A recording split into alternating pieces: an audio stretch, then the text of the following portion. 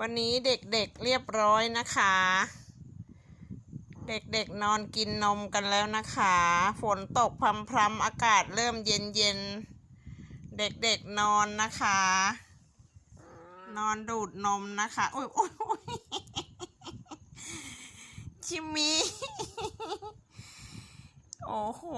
น้องชิมินี่ไม่เบาเลย ใสมันออกหรือเปล่าล่ะเนี่ย